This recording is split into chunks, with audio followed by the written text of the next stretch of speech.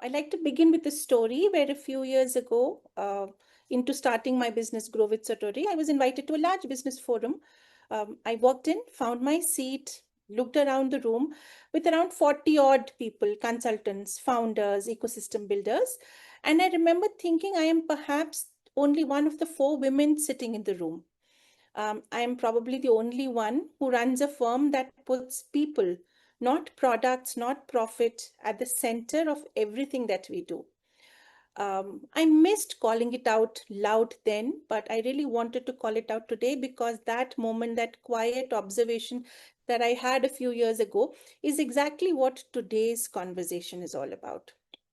Today, I want to talk about women led MSMEs, not as a category that needs rescuing, support, uh, not as a statistic in a policy brief, but as a force, a quiet, steady, values grounded force that is reshaping entrepreneurship.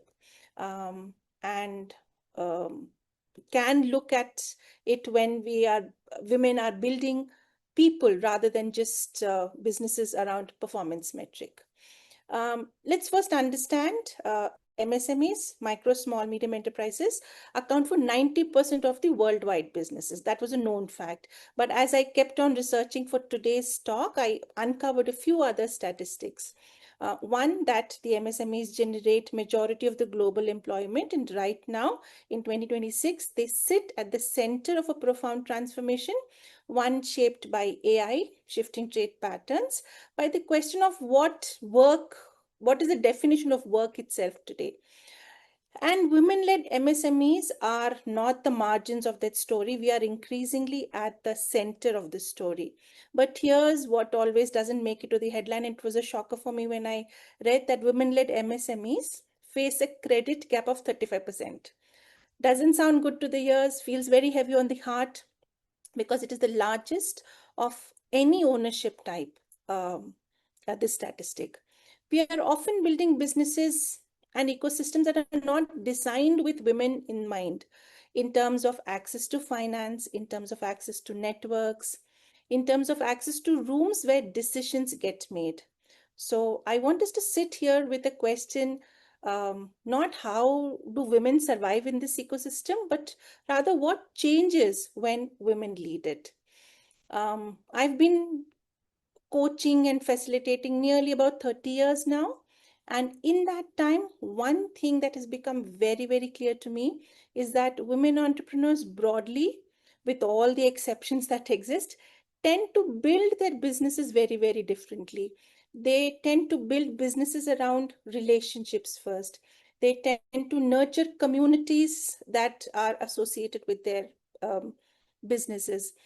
Women build businesses where people inside them, be it teams, be it clients, be it collaborators, uh, are not treated as resources to be deployed, but they are looked as human beings to be supported in becoming better versions of themselves.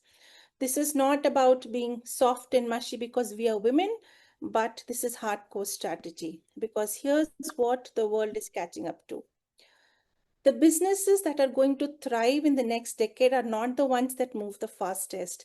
They are the ones that hold trust the longest. And we've seen that in the recent past. There are during COVID, so many new organizations had to quickly shut down because they could not thrive. They had not yet built the trust that could hold them longer. But the older ones really continued to stay, survive, thrive through that period. The organizations that will thrive are the ones where people, be it employees, clients, or partners, choose to stay, choose to invest, choose to return back to them. Human-centered entrepreneurship is exactly this. Simply put, building a business where human beings are never an afterthought. They are the front and center of how businesses are run. In my own practice as a facilitator and coach, this shows up in the way I design programs. It shows up in how I hold coaching conversations. It shows up in how I think about pricing, about delivery, about conversations, about what I'm willing to do and about what I'm not willing to do. Every decision comes back to the same question: does this serve the person in front of me, or does it only serve a metric in some spreadsheet that I'm tabulating? That question is what I would invite all the viewers to take back today. Talking about inclusive trade is a phrase that can sound very abstract. So I will share what it means to me, so that we can concretize from what perspective I'm talking about inclusive trade. Inclusive trade is not just about opening doors for more women to enter into the market, more seats on the table, more women founders. It's about recognizing what women-led businesses in the market, when women lead businesses in the market, what does it change in the market itself? Women-led businesses tend to reinvest in their communities. We've just seen that at much higher rates. They create employment that tends to be more stable, more human. They build supply chains that carry their values, not just their margins. In fact, I hold a WeConnect international certification. What that means is practically organizations that that want to support women-owned businesses. WeConnect certification opens the procurement networks for such organizations. That is inclusive trade in action. It is not charity. It is not a quota. It is not about they have to hire a woman-owned business. Rather, it opens up the door. It allows me that foot in the door to present and showcase my capabilities. It is a deliberate choice by the ecosystems to say we want to deliver from the perspective of diversity that comes when more kinds of businesses are there in the room. And for those of you who are entrepreneurs in this conversation, I would encourage you to look at what certifications, what networks, what trade ecosystems are available to you, not because you need that label, but because that label can open that door.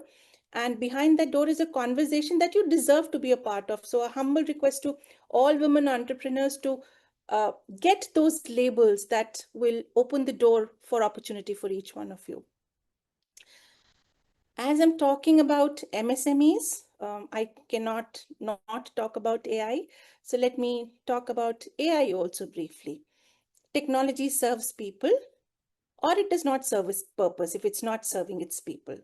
The question for women-led MSMEs is not whether to adopt digital tools or not. Of course, we must, yes, thoughtfully, yes, strategically. The question is more, do we use these tools in a way that deepens human relationships or in ways that might replace them? The relational quality of our businesses, the warmth, the attentiveness, the capacity to hold complexity, to connect with empathy, is not a liability in the AI world. And I think we women hold it so close to our heart, and it is our competitive advantage. Don't let automation take it away. So hold that warmth, that attentiveness, that care, that empathy that you bring in your conversations. Yes, use AI to serve you, not the other way around. I want to leave all the audience with a couple of things. Entrepreneurship at its best is an act of service. You build something because you believe it can make something better. It can make something for someone better, for a community, or it can solve a problem for a community or a person. Women-led MSMEs at their best carry that spirit in their DNA. We don't build businesses to dominate. We build them because we saw a gap. We find that we have something to offer that we believed very strongly in, we are very passionate about. Sometimes against considerable odds, and I think it's worth trying. So don't let the external voices cloud and give in to those. This is not a small thing. What I want for our community, women-owned entrepreneurs here, is for every woman entrepreneur in this conversation today and beyond, is to move from surviving in the market to shaping it, where we are looked as equal partners, and that whole ecosystem becomes inclusive. To stop asking for permission to be taken seriously, and to build the kind of businesses that make the question itself irrelevant. Growth is intentional, success is collective, and the future of trade, specifically entrepreneurship of work itself, is more human than any one of us here in the room leading it can make it. And I hope I'm able to nudge that a little bit with my small talk, wishing each one of you hearing this conversation a very, very all the best to building amazing businesses. Thank you. Thank you, Shanti. Your valuable speech on women-led MSMEs. Thank you for joining us today.